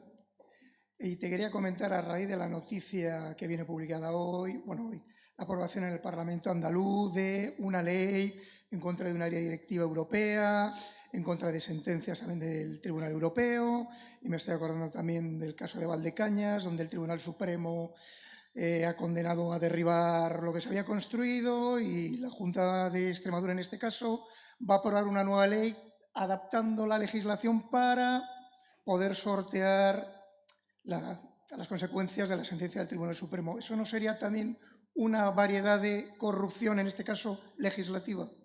He venido en avión y no me entero muy bien qué ha pasado, que en este caso no lo sé. Pues que van a aprobar un plan para indultar todos los riegos ilegales. ¿Los riegos ilegales que cogen el agua del acuífero de Doñana. Claro, van a adaptar a legislaciones profeso para cuando hay una sentencia, creo que del Tribunal Europeo, y alguna directiva con respecto al uso de aguas que lo prohíbe expresamente, o en el caso de Valdecañas, cuando hay una urbanización residencial que Ecologistas en Acción llevó a juicio en su momento y el Tribunal Supremo el año pasado sentenció que había que derribarlo. Y claro, como tiene un gran interés social, no tengo muy claro si para la gente de Madrid que va a Valdecañas o para las poblaciones, la Junta de Extremadura ha decidido cambiar la normativa para poder adaptarla a la sentencia, lo cual no deja de ser o corrupción o adaptación torticera. No tengo muy claro. Bueno, no conozco el caso, no he podido leer, ¿no?, lo que se pretende, pero bueno, creo que encajan algunas líneas generales, ¿no?, que sobre las que reflexiono también en el libro y algún apunte hemos tenido hoy, que efectivamente estas dinámicas, como decía, creo que es importante verlas en perspectiva desde la dictadura hasta hoy, porque claro, el tremendo daño paisajístico, medioambiental, sobre el territorio y la puesta por delante de determinados intereses económicos, esto, como digo, arranca en el franquismo y en una etapa concreta, en el desarrollismo franquista. En aquello de, ¿cómo se llamaba? El turismo es un gran invento, ¿no? La película aquella, ¿no? Esto luego continuó, efectivamente continuó. Y continúa en gran parte, claro, yo situaría más lo que estás apuntando, más que en una situación de corrupción, en que en ocasiones, tendríamos que ver este caso concreto, por eso no me atrevo a pronunciar, pero es evidente que siempre hay una legislación que ampara determinadas situaciones, digamos, como estructuras instrumentales que facilitan o que permiten situaciones contrarias al interés público, ¿no? Y esto es posible en gran parte porque el urbanismo mueve muchísimos millones de euros, es que es una barbaridad. Es decir, los beneficios que se pueden conseguir con la actuación sobre el territorio son tremendos. Y ahí las presiones son también muy intensas y son presiones a veces sobre quienes tienen poca capacidad de resistir, para entendernos, ¿no? Es que te hacen una proposición que no puedes rechazar, no por decirlo de alguna manera. Tienes que tener una integridad enorme para rechazar determinadas proposiciones, ¿no? Claro, yo creo que hay que tenerla, pero que al final la tiene quien la tiene, lamentablemente. Y creo que por eso es peligroso probablemente asignar a los políticos determinadas decisiones, a veces en solitario o junto con otras personas. Yo creo que hay decisiones que son de tipo técnico, que son de tipo instrumental también muchas veces, que si las tienen que adoptar políticos es importante que haya espacios de control y supervisión. Estoy pensando en el urbanismo, por ejemplo, ¿no? Pensar que en un pequeño municipio del litoral, donde hay una presión de miles de millones de euros, ¿no?, es realista dejar de decidir en solitario, ¿no?, a los políticos de ese lugar, con todos los intereses que se pueden mover detrás. Me parece que en esos espacios es importante incorporar, limitar las decisiones discrecionales políticas, ver hasta dónde deben llegar las técnicas, y las decisiones políticas yo creo que deben ser compartidas entre administraciones diferentes a unos niveles superiores que los que hay hoy. Pero vamos, sin saber muy bien lo que me estás comentando, pero que en líneas generales es evidente que bueno, cuando Aznar convirtió todo el país en urbanizable, aquello es corrupción. Hombre, yo no diría que aquello es corrupción, pero aquello facilitó multitud de casos de corrupción, no tengo ninguna duda. Todo depende de dónde queramos poner el punto de perspectiva, ¿no? Antes de dar la voz a la siguiente persona que va a intervenir ahora, hay un párrafo que no tiene deshecho, Joaquín, cuando dices que la Fundación Cibio elaboró un significativo informe sobre los adjudicatarios de obra pública en España entre 2009 y 2015 a partir de los datos publicados en el Boletín Oficial del Estado. Esas referencias muestran que 10 constructoras acaparaban el mercado al ser beneficiarias del 74% de las contrataciones. En concreto, estas empresas, las citas, eran ACS, Acciona, FCC, Ferrovial, SACIR, Isolux, Corsan, Grupo Villarmir, Comsa, Copisa y Grupo Sando.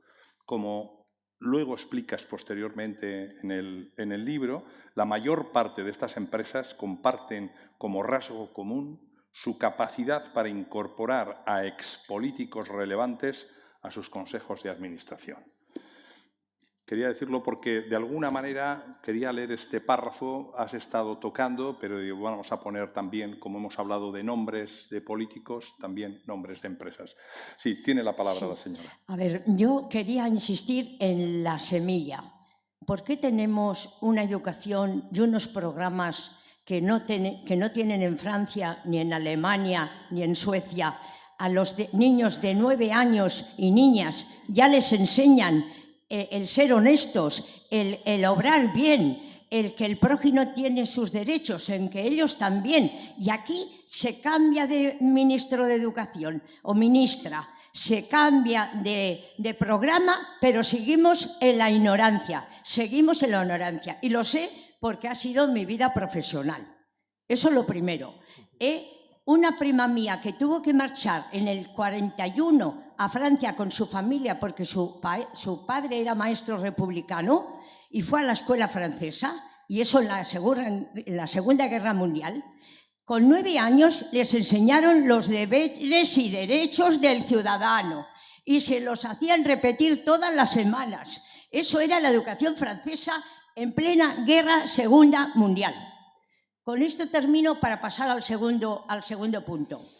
Un día, yo zapeando, era la 1 de la mañana, me encontré ¿cómo se llama? Un programa que eran unos periodistas que hablaban con unos agricultores gallegos. ¿Y cuál era el problema? Que el gobierno de Galicia, ahora me doy cuenta por qué ha estado 14 años Feijóo mandando, ¿no? Porque ese señor que era agricultor dice que les daban unas becas para comprar material, todos los años les daban un dinero para comprar material para la huerta, para comprar abonos, para esto y para lo otro. Él se solía ayudar de amigos que les sacaba la basura de los animales y así lo empleaba ese dinero en abonos y en tal. Y lo empleaba en dar 3 carreras a sus hijos.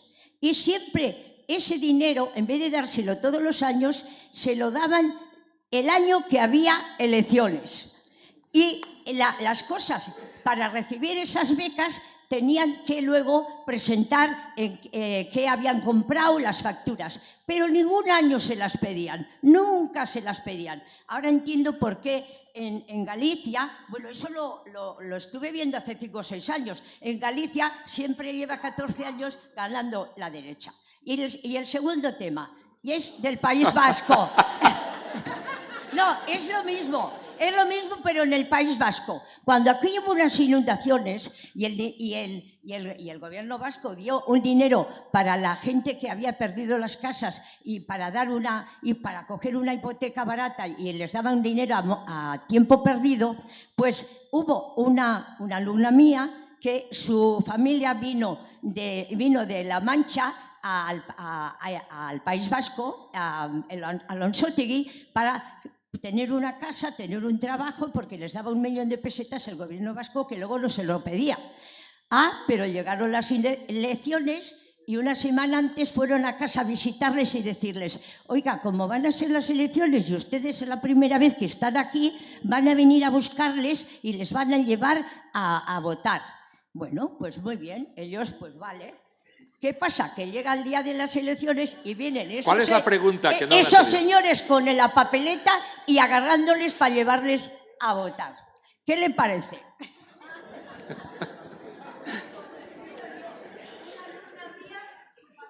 Bueno, yo por sintetizar, yo creo que todo se puede resumir en lo que usted más ha repetido, que es la palabra ética, que es algo que aquí todavía no se entiende. Aquí, cuando se habla de crear infraestructuras institucionales éticas, todavía hay políticos que creen un poco en eso, es buenismo, eso es perder el tiempo y tal. Esto es la punta de lanza de los países escandinavos, de países como Alemania, en el control de la corrupción. Porque precisamente estos países entienden una cosa importante, que la ética consiste en que has de obrar bien aunque nadie te esté mirando. Claro, eso es muy importante. Es decir, claro, si tú no robas porque tienes miedo de que te pillen, cuando sepas que no te pillan, robarás. Que eso es lo que pasa en líneas generales con la corrupción. Generar infraestructuras éticas implica otra cosa. Implica interiorizar unos valores porque te los crees de verdad. Y esto, estamos hablando de prevención de la corrupción, es importantísimo. Porque si realmente hay unos valores que llevan a que la gente no se corrompa, ese sería un freno perfecto porque está en la cabeza de la persona, digamos, ¿no? Los valores se interiorizan a través de la repetición. Y por eso es muy importante en el ámbito educativo, por un lado, incorporar programas de conocimiento de las instituciones y cómo se actúa éticamente en las instituciones. Y en otros ámbitos, ya digamos, para personas adultas, generando en los organismos públicos rituales, prácticas, comportamientos deontológicos, qué regalos se pueden recibir, cómo se debe comportar, qué cosas se pueden y no se deben hacer. Cuestiones que el incumplimiento no está castigado con una pena, pero sí con una sanción social ética, de alguna manera. Y esto que algunos dicen que es buenismo, es una de las prácticas más importantes en democracias avanzadas. Bueno, he de hacer un ruego, preguntas breves, respuestas las que creas convenientes, Joaquín. Llevamos 1 hora y media, parece que no. Sí, no os preocupéis que hay 3 manos pedidas, 3 preguntas pedidas y las 3 se van a hacer. Con esto cerramos, pero sí, pueden ser seguidas, igual pueden ser seguidas y así acabamos. Sí. Bueno, seguro que son breves, 2 de ellos son periodistas, así que la pregunta será muy concisa. Amaya Fano. Sí, la mía es breve. Yo quiero abundar un poco en el tema del indulto que has comentado, ¿no? Ahora tenemos pendiente el de Griñán. Próximamente también ya nos han anunciado que de Miguel también va a solicitar el indulto, parece que es una práctica habitual, ¿no? Ya nos hemos acostumbrado a que es una especie de medida de gracia creada por la clase política para garantizar su propia impunidad, ¿no? Y en esa medida la pregunta es, ¿qué esperanza podemos tener o cómo desde tu punto de vista de magistrado podríamos hacer para limitar el indulto a los políticos corruptos, teniendo en cuenta que son ellos quienes legislan? Bueno, sí. Sí, vamos con la siguiente pregunta. Bego Beristain, por favor. ¿Ibas a preguntar eso? Vale, pues fantástico. Entonces, la última pregunta es de Ricardo Franco. Arratsaldeon Danori, lo primero felicitar a la Asociación Vasca de Periodistas con Amaya Goicoechea a la cabeza. Me ha encantado esta sesión y sobre todo que la Asociación de Periodistas organice estos encuentros tan interesantes. Mi pregunta es la siguiente y un poco al hilo de lo que se ha dicho del indulto. Vamos a ver, cuando se levanta el melón, se abre el melón y se descubren toda esta serie de cosas que gracias a la democracia se han descubierto, los jueces dictan sentencias, los meten en la cárcel y ¿qué pasa con ese dinero que se ha robado y que está en manos privadas? De esos 40.000 millones de euros anuales, ¿cuántos se recuperan después de un proceso judicial, de una sentencia condenatoria, etcétera? Es decir, ¿qué pasa con ese dinero en esto. Porque, claro, en época de Franco nos enterábamos de pocas cosas. Yo lo que recuerdo fue Matesa y Redondela, lo del aceite de Redondela. Matesa motivó que García Moncó, que era el ministro de Comercio, cayese. Y en Redondela hubo hasta muertos. Pero bueno, en el franquismo es lo que pasaba, un oscurantismo y un secretismo absoluto. Pero ahora, ¿qué pasa con ese dinero que se han llevado? Porque al fin y al cabo la corrupción es la apropiación de dinero público para bienes privados. Esos privados que han hecho con el dinero, ¿qué hace la justicia para perseguir y recuperar ese dinero? Muy bien. Acabamos con... Acabamos.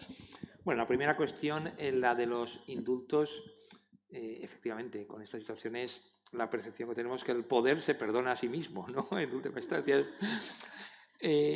Los jueces en general tenemos limitada la libertad de expresión y yo le contaba a Julio que yo sé que a menudo voy sobre la línea, ¿no? Me piden, incluso de Euskadi, me han venido algunas peticiones de firmar manifiestos que le he comentado. Vamos con mucho cuidado algunos porque sabemos que al mínimo desliz pues nos pueden expedientar, incluso nos pueden expulsar, ¿no? Que yo sepa, solo he firmado un manifiesto que ocurrió cuando un gobierno indultó a varios mozos de escuadra que habían torturado. Claro, a mí me pareció especialmente fuerte, ¿no? Entonces, pues hubo una serie de jueces que firmaron un manifiesto diciendo que eso era intolerable, ¿no? que era inaceptable. En la línea de eso del poder se acaba perdonando. Hubo un conato de abrirnos expediente a todos y al final nos atrevieron y ahí quedó la cosa, ¿no? Sobre la línea, pero bueno, a veces es que uno no se puede callar, porque con esto, con el tema de torturas policiales, pasa un poco con el tema de la corrupción. Es dificilísimo llegar hasta el final en eso, es muy difícil. Investigar, hay muchos obstáculos, y si cuando llegas al final hay una condena y encima se perdona la condena, pues claro, es tremendo, ¿no? Es tremendo porque queda en papel mojado toda la actuación judicial y además sobre casos que son de abusos del poder público. A mí me parece fatal que cualquier persona pueda robar, pueda estafar, pero si se hace en nombre del Estado, es que es muchísimo peor, con toda la fuerza que tiene, ¿no? cualquier institución pública. Y aquí pasa un poco eso, ¿no? Pues que efectivamente es muy complicado porque para evitar eso tendríamos que hacer una reforma de la legislación sobre indultos que obligara a motivar especialmente determinados supuestos, que tuviera un control judicial adecuado, y sé que en líneas generales, como tantas otras cosas, desde el poder político va a ser muy difícil que se quiera ir por ahí. Pero me parece claro que los indultos en casos de corrupción multipliquen por 11 a cualquier otro delito, eso es intolerable. Es que esto no es normal y por tanto nos debería llevar a determinadas reflexiones. La otra cuestión, efectivamente, el caso Matesa, el caso Redondela, tienen mención especial en el libro, que son casos realmente interesantes durante el franquismo, pero bueno. Sofico. Sí, el caso Fico, bueno, todos los casos que he podido recopilar durante la dictadura están analizados. Por ejemplo, pues el caso del Pazo de Meirás y muchos otros. Claro, que además ahí hay sentencia, afortunadamente, porque en democracia el Pazo de Meirás hubo una sentencia, tarde, pero bueno, llegó, ¿no? ¿Qué hacemos con ese dinero? Pues lo que comentaba, es muy peligroso actuar a posteriori. No hay más remedio que hacerlo, pero es muy peligroso porque cuando los jueces instructores damos las primeras patadas, nosotros perseguimos en bici a corruptos que escapan en Mercedes. No tengo nada en contra de la gente que va en bici, yo a veces voy en bici, trabajo y tal, pero las velocidades no son las mismas. A veces se les pincha una rueda, alguien les delata, pero a menudo es una batalla muy desigual porque las grandes tramas de corrupción tienen expertos en ingeniería financiera, tienen grandes profesionales de la ocultación y, claro, el dinero a menudo se volatiliza, como decía, a paraísos fiscales, a tramas empresariales en el extranjero muy complejas y, por tanto, es mucho mejor intentar que la corrupción no se produzca. Porque una vez se ha producido, recuperar lo poco que conocemos es difícil. Pero pensemos en lo que no conocemos. El 90% de los delitos contra la propiedad ordinarios, robos y hurtos, nunca sabremos quién es el autor y nunca lo condenaremos. Son datos oficiales. Es una ilusión, una ingenuidad pensar que en corrupción no es igual o peor. Cuando además ahí es lo que se dice pues un delito sin cadáver, de alguna manera. Es decir, es difícil de descubrir, ¿no? Es un delito sin cuerpo claro. Se produce, todavía al que le roban el bolso sabe que le han robado el bolso, pero la mayoría de los casos de corrupción apenas se pueden detectar. Y por ello, en la medida en que consigamos evitar que se produzcan estas conductas, el daño a las instituciones será inferior. Pero obviamente no podemos ignorar lo que estabas apuntando. Una vez se ha exteriorizado la minoría de casos que llegan a los juzgados, necesitamos actuar. Y para ello, en los juzgados hay que decir también que no tenemos instrumentos suficientes. Que la judicatura puede tener pautas criticables y mejorables, pero me parece claro, y eso también lo dicen los organismos europeos, que no es normal que aquí un caso de corrupción pueda tardar 10, 14, 15 años para poder finalizarse. Es que esto tampoco es muy normal, ¿no? Y, por tanto, en la medida en que tengamos más instrumentos para perseguir la corrupción, pues podremos recuperar ese dinero que apunta. Es cosa de medios, pero a veces es cuestión de voluntad política. Tenemos una ley de enjuiciamiento criminal que es del siglo XIX. Y ha tenido parches y remiendos, pero estamos persiguiendo la alta delincuencia económica y la corrupción política con una ley que la lees y ves el aroma de las novelas de Pérez Galdós, ¿no? Habla de los escribanos, de los posaderos, de no sé qué y tal. Y claro, todos los partidos prometen, todos, mira los programas electorales, que cuando ganen harán un código procesal penal de la democracia. Y pasan las legislaturas y pasan las décadas y esto no se resuelve. Y uno puede pensar que es casualidad, pero creo que fue Roosevelt el que dijo aquello de que en política casi nada pasa por casualidad. Y puede haber un mal año, una mala legislatura, pero claro, si van pasando las décadas y hay que pensar que no es casualidad sino voluntad, al menos por omisión. Si nadie tiene la voluntad política suficiente para resolver problemas estructurales serios y esto no tiene las mismas consecuencias en el que roba el bolso que en los casos de gran corrupción política y económica. Porque son casos muy complejos que requieren muchísimos esfuerzos y si no hay instrumentos legislativos e instrumentales en los juzgados, pues es evidente que todo el mundo sabe que no hay un poder judicial con medios suficientes para perseguir estas cuestiones. En la medida en que tuviéramos más medios, se recuperaría, por supuesto, más dinero, seguro. La editorial Ariel, con la que ha publicado Joaquín Bosch este segundo libro, bueno, nos ha traído hasta Videbarrieta libros por si queréis comprarlos y Joaquín puede firmarlos en estos minutos que nos quedan, por supuesto. Pedir disculpas, alguno ya lo tiene comprado, ya he visto pedir disculpas a quien, a pesar de haber pedido la palabra, no se la he concedido. Por favor, perdóname. Pero sí, yo quería traer aquí al poeta, no es muy conocido, pero es un magnífico poeta también, David Eloy Rodríguez, dice: y si no hubiera luz, si no la hubiera, buscaríamos un faro en la tormenta, haríamos un fuego, construiríamos la luz. Quiero dar las gracias, moltes gràcies, Joaquín Bosch, por ser hoy nuestro faro, por ser la encarnación de esa belleza que, aunque camina sobre la línea, no se rinde, no se calla ante el poder. Eskerrik asko zuri eta denoi. Gracias.